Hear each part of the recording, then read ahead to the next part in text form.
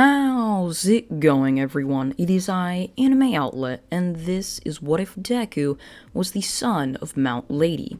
And now, let's begin. As Izuku and Nejire's fists both collide, a massive shockwave would go exploding out from either side of them, as both of them would jump back before rushing back at each other. Izuku would grow twice as big, as Nejire would then try to fly towards him, using her energy to propel herself forward. With her going insanely fast, Izuku would dodge her attack before grabbing her in the back and slamming her down into the ground. Nejire would instantly get up before sending massive amounts of energy right on towards Izuku, who would continually try to dodge it. However, these dodges would end up being futile, as he was much bigger than his normal self. Izuku, constantly getting hit by these attacks, would then realize if he shrunk down, he would easily be able to dodge all of these attacks. So Izuku would grow to attack and then shrink down to dodge. Izuku would rush in using this strategy, punching Nejire with a giant fist. And right as she was about to retaliate, he disappeared, shrinking down to a molecular level, so he was just non-existent to her. Right as all the confusion was gone, Izuku would grow insanely quickly, punching her right into the jaw, sending her flying backwards, slamming down into the concrete beneath of her. As she would slam down into the concrete, she would jump up once again, looking around for wherever Izuku was, but he was gone. As Izuku would then appear from right behind her, jumping up behind her, he would then grab her, putting her into a chokehold and slamming her down into the ground. Nejire, not wanting to lose like this in just such a blowout manner, she would get up before looking around, cornering herself at the edge of the arena. As Izuku would then grow massively, as all of her attacks wouldn't do any damage to him, as he was just far too big. They felt like he was just getting pelted with pebbles. As Izuku would just walk over towards her and push her out of bounds as she would start to fall out, she would use some of her energy to balance herself above the grass. However, Izuku wasn't having this, as he would then slam her down into the ground with his fist, causing her to be sent flying backwards, hitting the grass beneath of her. As it would then be awarded that Izuku was the victor of the UA Sports Festival. Izuku would smile up, just happy that he was able to win, as the podium finish would be with Izuku at top with gold, Nejire with silver, and then Tokiyami with third.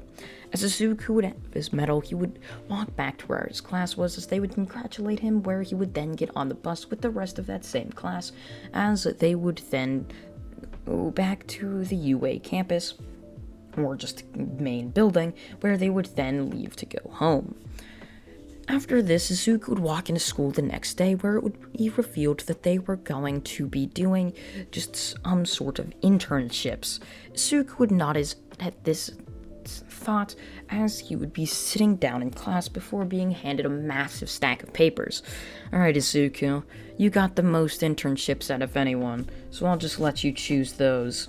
Among the internships, Izuku would see that his mother just happened to be one of the people that requested him to go there. Not wanting to hurt her feelings, Izuku decided just to think, what the hell, I guess I'll go an internship with her.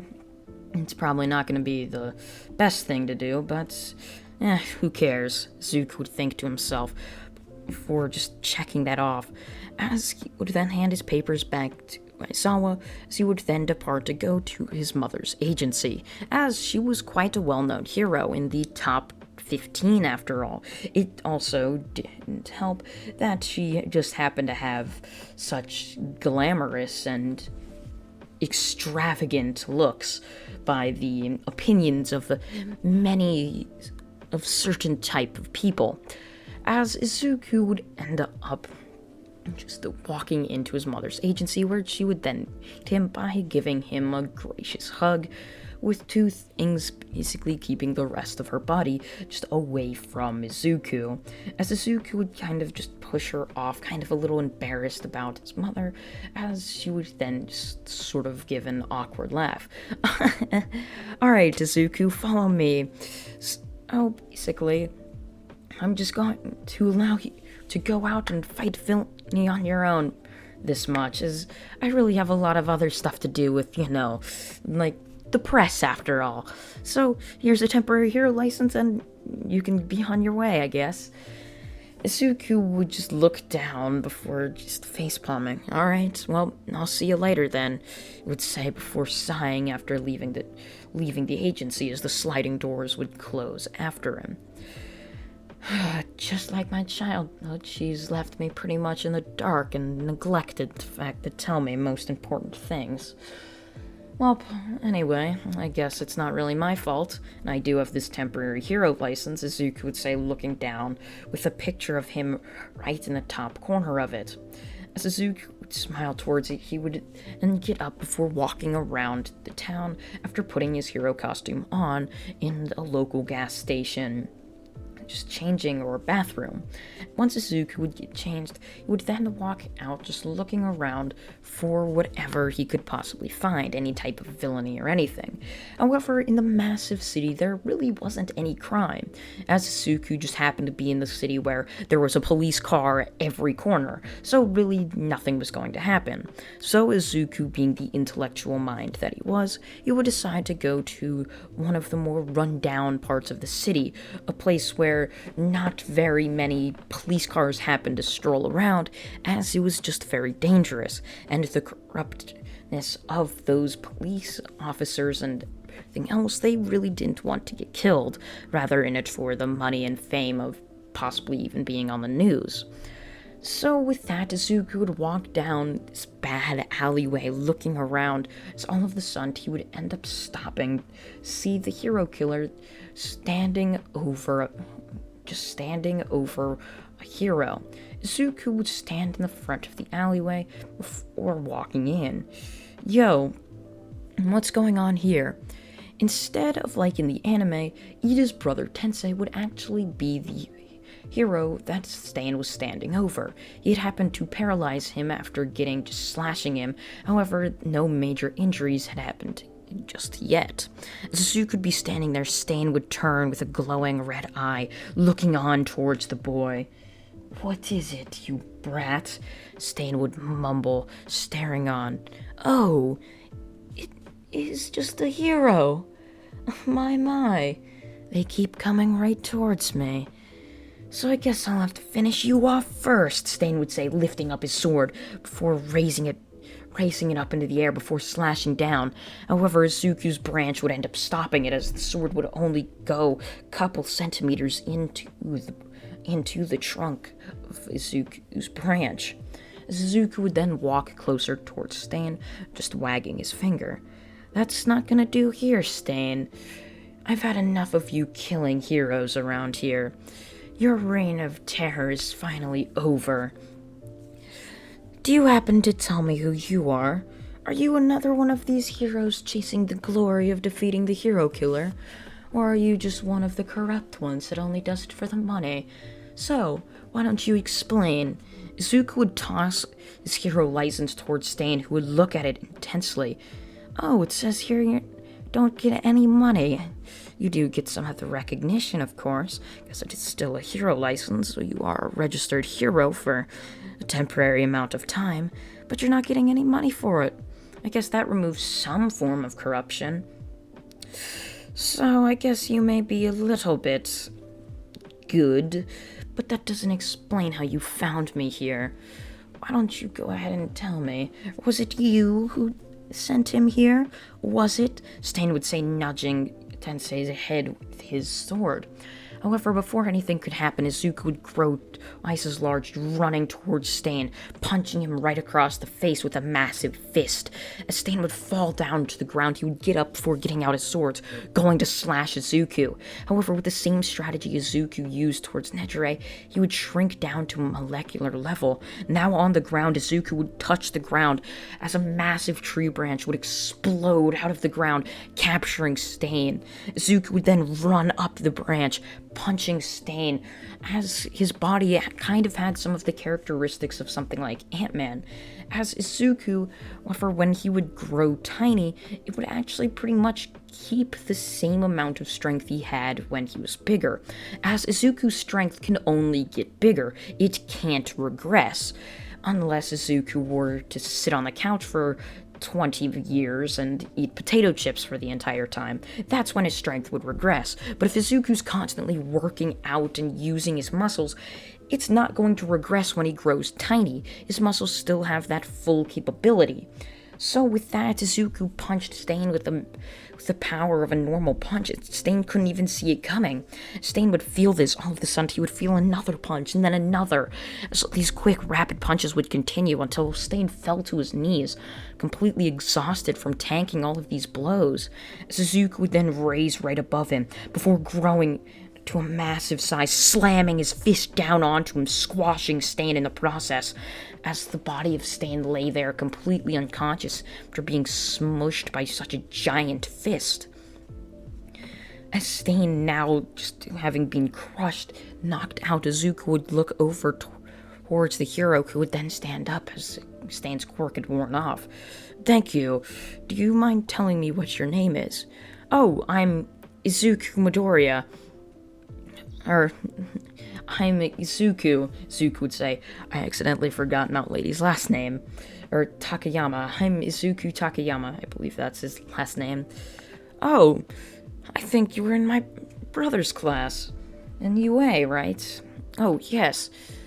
Do you happen to have a temporary hero license by any chance?" "Oh, yeah, it's right here." "Why?"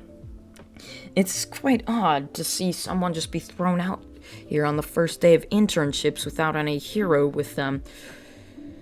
Did you happen to win the sports festival?" That's really the only conclusion I could come up with, or solution. "Oh, yeah, I did. I kind of won it in sort of a blowout. My opponent really didn't stand much of a chance to me. You know, I can grow bigger and shrink." Alright, yeah. Well, thank you. I'll go ahead and call the police. You can leave here." "Alright," Izuku would say, as Izuku would end up leaving. As Izuku would end up walking back into Mount Lady's agency, he would end up sitting down on the couch as his mother would end up walking in before sitting down next to him. "So, Izuku, do you mind explaining me something?" "Yeah, sure. What is it, Mom?" Izuku would say, as Mount Lady would reach towards a remote, grabbing it before turning on the news. "New hero has been able to take out Stain the hero killer. We do not know the hero's name. We just know what he looks like. And here is a picture of it," they would say, inserting a picture of what Izuku looked like. As Izuku would stare towards the news, still in his hero costume, his mother would then sigh. This is gonna be so much paperwork. I was trying to have an easy week, just having to deal with the press. But I guess not." "Well, I guess congratulations on your big capture. If you were an actual hero, not just having a temporary license, you actually probably would have gotten quite a lot of money from that. So, I guess you're pretty lucky about that." Zuko would just stare towards his mother before just kind of awkwardly laughing. "Yeah, how much money do you think I would have gotten?" "Well, actually, it probably would have been a big payday because of how many heroes he'd happened to kill. So if I were to give a rough estimate, maybe $50,000? Around something like that." "50,000?" Izuku would say in extreme shock. That's insane money just for defeating one villain. It all happened within 5 minutes. "Well, I guess that's really why a lot of heroes go into the hero business. They were just born lucky with a powerful quirk and could use it to make a ton of money. I think that's also why Stain became a villain, not liking the corruptness of hero society. I do enjoy saving people. It's just the money's another factor, you know. I was pretty poor before becoming a hero, so with all the money, it really helped.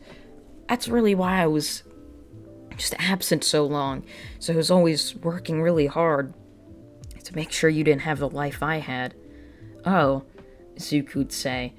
Everything he thought about his mother, how she had neglected him, was all coming just to be wrong. She was working to protect him from just how bad life was if you didn't have some of the necessities like she grew up without.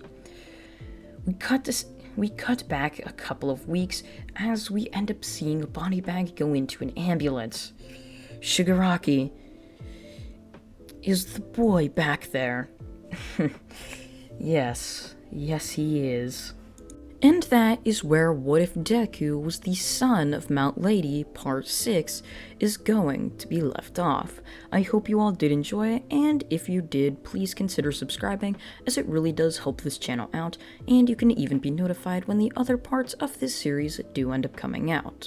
I thank you all for watching once again, and goodbye.